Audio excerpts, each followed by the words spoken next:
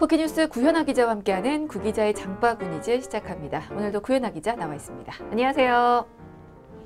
네, 안녕하세요. 우리 소비 생활에서 꼭 필요한 장바구니처럼 소비자가 필요로 하는 알짜 정보만을 골라 전해드리는 장바구니즈의 구현아 기자입니다. 네, 오늘은 어떤 내용인가요? 네, 작년에는 가성비, 가용비와 같은 불황형 소비가 주를 이뤘죠. 하지만 올해는 다릅니다. 이 심리적 요인의 소비가 새로운 소비 트렌드로 부상하고 있는데요. 제품을 구매할 때 가격 대비 성능과 효용만 따지는 것이 아니라 가격 대비 마음의 만족과 안정감을 추구하는 가심비 시대로 접어들면서 소확행이라는 새로운 용어인데 소확행을 누리는 그런 소비자들이 늘고 있습니다. 오늘은 자세히 살펴봅니다. 네. 자, 오늘 장바구니즈에서는 2018년 소비 트렌드로 떠오르고 있는 플라시보 소비에 대해서 살펴보도록 하겠습니다. 자, 먼저 최근 트렌드 중 하나죠. 가심비부터 좀 알아볼게요. 이 가심비가 뭐고 작년에 유행했던 가성비와는 어떤 차이가 있습니까? 네, 가심비란 소비자가 어떤 제품을 살 때 성능보다 심리적 만족을 더 우선시하는 소비 형태를 일컫는 신조어입니다. 네, 2017년을 휩쓸었던 가성비가 단순히 가격 대비 높은 성능, 즉 객관적 표준을 의미했다면 가심비는 가성비의 주관적 심리적 특성을 더한 개념이라고 보시면 됩니다. 아, 그러니까 그 물건이 가진 가치 외에도 그 물건을 통해서 얻을 수 있는 마음의 위안이랄까요? 그런 것까지 포함이 좀 된 거네요. 네, 그렇죠. 네, 소비자가 최대 만족과 위안을 얻을 수 있다면 비싼 가격에도 기꺼이 지갑을 여는 현상으로 설명할 수 있는데요. 싼 가격과 품질만이 중요했던 가성비가 기분과 취향, 신뢰도까지 중요한 그런 가심비로 진화한 것이죠. 네, 그럼 아무래도 이 가성비와는 좀 선택 기준이 달라질 것 같은데요? 네, 그렇습니다. 네, 가성비는 싼 가격과 품질이 선택 기준으로 작용했다면 가심비는 개인의 기분과 취향이 이 선택 기준으로 작용합니다. 그럼 예를 한번 들어볼까요? 사실 작년에 가성비 높은 제품으로 평창 롱패딩이 꼽히면서 진짜 인기 많았잖아요. 네, 그러면 그렇죠. 저도 정말 경쟁을 열심히 했으나 실패했는데 그러면 현재 트렌드인 가심비가 중심이 되는 제품은 어떤 겁니까? 네, 디자인이 독특하거나 색다른 제품이 가심비를 만족시키는 것으로 드러났습니다. 네, 2018년 트렌드 코리아라는 책에 따르면 캐릭터가 귀여워서 구매를 결정하는 취향 저격 상품이 가심비의 좋은 예라고 설명하고 있는데요. 비싸도 안심이 되는 위안 비용, 또 한 부분에서 호화로움을 경험하는 일점 호화, 그리고 쓰는 행위에 초점을 맞추는 탕진 소비 등이 해당된다고 볼 수 있겠습니다. 네, 그러니까 소비자들의 정서적인 만족감을 주는 제품군이 좀 좋은 반응을 얻고 있는 건데, 근데 사실 그 위안 비용이나 탕진 소비는 작년부터 이어기가 나왔던 소비 행태 아닙니까? 네, 그래서 가심비 소비 현상은 사실 지난해부터 나타나기 시작한 현상으로 볼 수 있습니다. 대표적 사례로 보면요. 유해물질 생리대 논란이 만든 친환경 생리대 열풍을 들 수 있는데요. 지난해 한 단체가 시중 생리대의 유해물질 위험성을 발표한 직후에 대형마트에서는 일반 생리대의 3배가 비싼 100% 천연 펄프 친환경 생리대 판매량이 급증했었습니다. 네, 불안이 불매로 이어지던 과거와 달리 비싼 돈은 주고라도 안전성이 입증된 상품을 택하는 소비가 늘어난 거죠. 그러니까 불안해하면서 아예 사지 않는 게 아니고 불안감을 덜 느끼게 해주는 다른 제품을 찾아서 소비를 하고 있는 건데 이런 가심비 트렌드 또 어디서 확인을 할 수 있나요? 네, 가심비 트렌드는 특정 인물이나 콘텐츠 또 브랜드와 연관된 상품인 굿즈 열풍에서도 확인할 수가 있습니다. 아이돌 상품에서 시작된 굿즈는 향후 1,000억 원 이상 규모의 시장이 될 거라는 관측이 나오고 있죠. 그러면서 전방위적으로 확대되고 있습니다. 네, 구체적으로 어떤 소비가 있나요? 네, 굿즈 상품의 수익금 일부가 위안부 할머니들을 위한 후원금으로 쓰이는 팔찌 같은 것들이 있고요. 또 동물보호, 환경보호 등의 활동과 관련된 상품도 소비자가 윤리적인 소비라는 심리적 만족감을 느낄 수 있다는 점에서 가심비 소비로 꼽히고 있습니다. 네, 물론 그런 윤리적인 소비도 그렇지만 그 캐릭터 관련 상품은 실제로 진짜 인기 많더라고요. 그렇죠. 시중에서 판매하는 중형 라이언 캐릭터 인형은 28,000원인데요.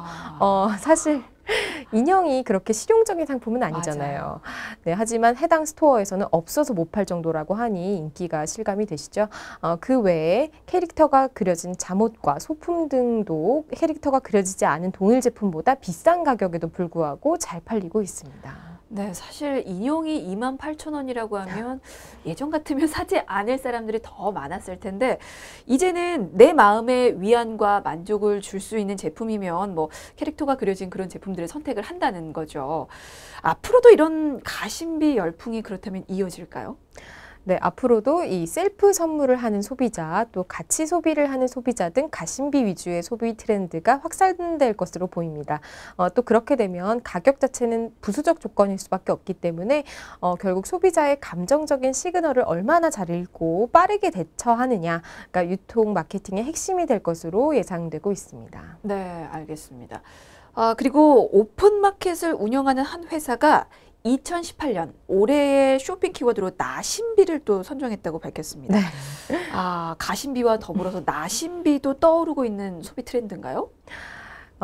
말을 어떻게 보면 하기 나름인데요. 네. 네, 나심비는 가격 대비 심적 만족을 따지는 가심비를 넘어서 나의 만족을 위해서 가격에 상관없이 지갑을 여는 소비 심리를 반영했다는 키워드입니다.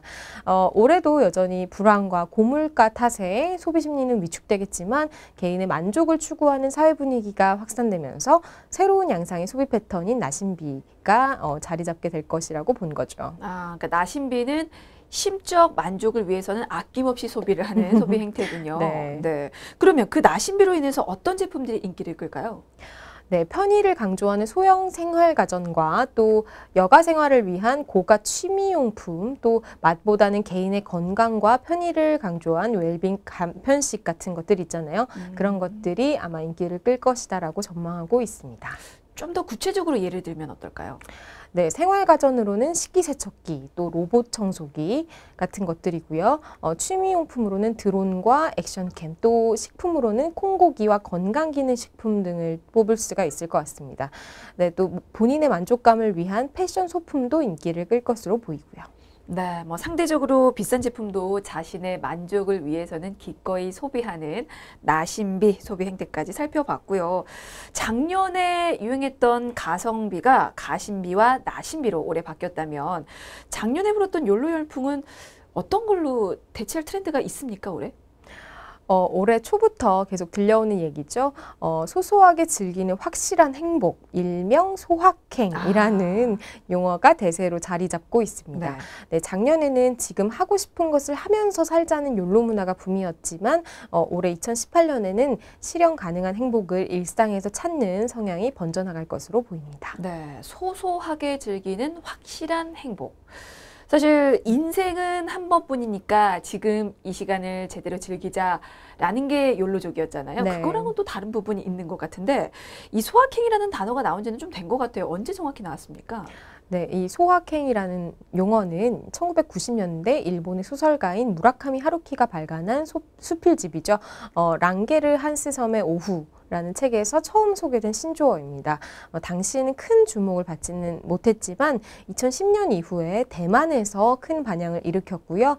대중가요와 책 그리고 영화, 광고 등에 등장하면서 중국 본토에까지 전파돼서 20대, 30대 밀레니얼 세대의 공감을 얻었다고 합니다. 네, 어쩐지 많이 들어봤다 했습니다. 그런데 이 소확행이 과거의 소비 트렌드로 꼽혔던 작은 사치의 연장선으로도 좀 볼 수 있을 것 같은데요? 네, 그렇게 볼 수 있을 것 같습니다. 네. 커다란 행복을 찾기는 힘들잖아요. 뭐 요즘 물가도 비싸고요. 부동산도 비싸고. 지금 자신이 누릴 수 있는 소소한 행복을 찾으려는 움직임인 건데요. 행복에 대한 대중적인 인식이 미래에서 지금으로 또 특별함에서 평범함으로 또 강도에서 빈도로 변하면서 일상에서 누리는 사소한 행복감이 중요해지고 있는 시점인 것 같습니다. 네, 뭐 내가 잡을 수 없는 큰 행복보다는 지금 당장 누릴 수 있는 작은 소소한 행복이 더 소중하지 않나라는 생각도 드는데 그러면 그 소확행으로 인해서 인기가 높아진 아이템들은 어떤 게 있습니까? 네, 강남의 한 헬스앤뷰티 매장에서는 라이프스타일 존에 내 방과 같은 공간이죠. 라운드 어라운드 쇼핑숍을 마련해서 고객이 제품을 체험하며 쇼핑 중에 여유를 느낄 수 있도록 했는데요. 다양한 소확행 아이템 중에 매출 비중이 가장 높은 것은 플란테리아라고 불리는 반려식물이라고 합니다. 네, 반려식물은 이 반려의 존재로 여겨지는 식물과의 정서적 교감을 가능케 해서 대표적인 소확행 아이템으로 부상하고 있습니다. 네, 사실 과거에는 강아지 같은 그런 반려동물을 통해서 위안을 좀 많이 얻었는데 요즘에는 반려식물에게서도 소소한 행복을 많이 얻는군요. 네, 맞아요. 반려식물은 반려동물에 비해서 돌보는 시간이나 비용의 부담이 조금 적기 때문에 아무래도 부담이 좀 적고요. 그리고 식물과 정서적인 교감도 나눌 수 있다고 하는데요. 특히 재배가 쉬운 다육식물과 선인장을 비롯해서 공기 정화 식물이 인기입니다. 네, 정서적인 교감을 할 수 있는 식물과 함께면 그대로 좀 힐링이 될 수 있을 것 같은데 반려식물은 그러면 장점들이 어떤 게 더 있을까요? 네, 반려식물은 정서적인 도움뿐만이 아니라 집안의 환경에도 좋은 영향을 주죠. 집에서 쉽게 기를 수 있는 아이비나 알로에 등의 식물들은 공기정화 기능뿐만 아니라 습도 조절까지 해준다고 하고요.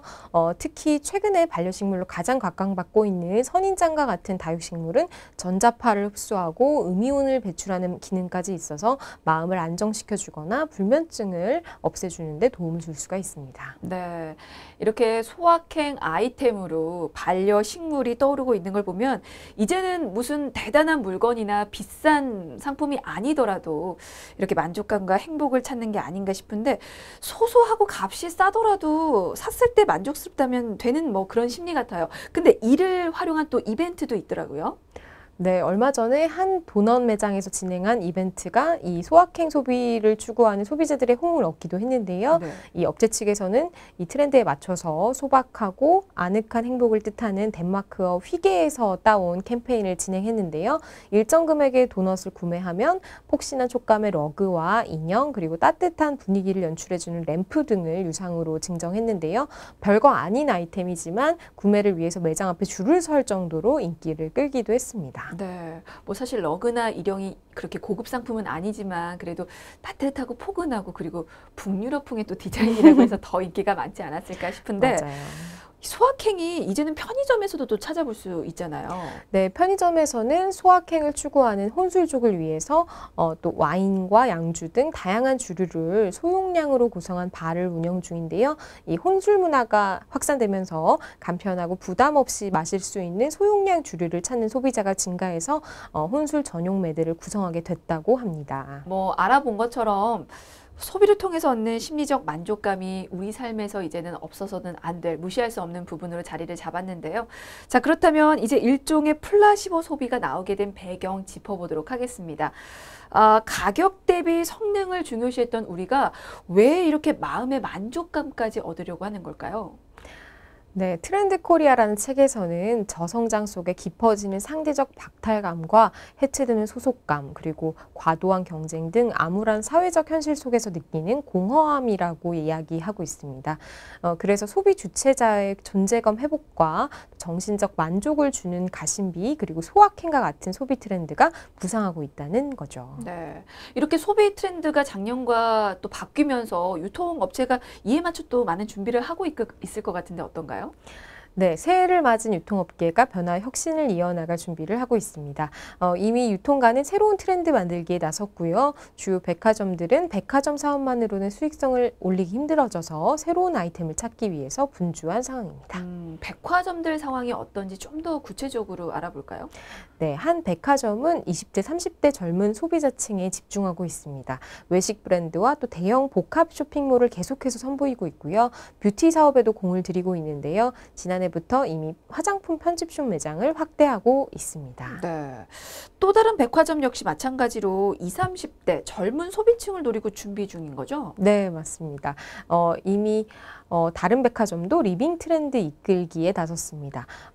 한 백화점 천호점에는 1,600평 규모의 초대형 리빙관을 2개 층으로 리뉴얼 오픈했는데요. 기존 규모의 2배로 늘어난 것으로 가정과 가구뿐 아니라 홈 인테리어 등 리빙 전 분야에 걸친 브랜드가 입점해 있습니다. 네. 이제는 뭔가 기존과 좀 다른 콘텐츠로 소비자들을 공략해야 할 것 같은데 거기에 맞는 전략도 내어놓고 있습니까? 네, 그래서 체험 콘텐츠를 확대해서 즐길 거리까지 제공하겠다는 계획입니다. 상품을 전시하고 보여주기만 하는 쇼룸 형식에서 벗어나서 직접 기기를 만져보고 사용해 볼 수 있는 그런 체험형 매장도 늘리고 있습니다. 네. 물론 변화하는 트렌드에 맞춰서 이 유통가도 변하는 게 당연한 일이지만 그래도 그 뭐랄까 의도는 좀 변질되지 않았으면 좋겠는데요. 맞아요. 서울대 소비트렌드 분석센터는 이 2018년 트렌드 코리아라는 책에서 행복은 강도가 아니라 빈도의 문제고 잘 먹고 잘 자고 다른 사람과 좋은 관계를 맺는 등 일상 속의 작은 행복의 가치가 재조명되고 있다고 밝혔습니다. 더 많은 소비와 더 많은 물질을 추구한다는 이유로 소확행을 활용하는 이런 상업주의적인 합리화는 좀 경계해야 될 것이라는 얘기죠. 보다 현명한 소비가 요구되는 시점입니다. 네. 자, 2018년 올해는 삶의 질과 더불어서 심리적 만족감을 얻는 소비 트렌드가 부상하고 있는데요. 여러분도 멀리 아닌 아주 가까운 곳에서 행복감을 주는 그런 소소한 아이템들 찾아보시면 어떨까 싶습니다. 자, 오늘 구기자의 장바구니즈는 여기서 마무리 짓겠습니다. 지금까지 쿠키뉴스 구연아 기자였습니다. 고맙습니다.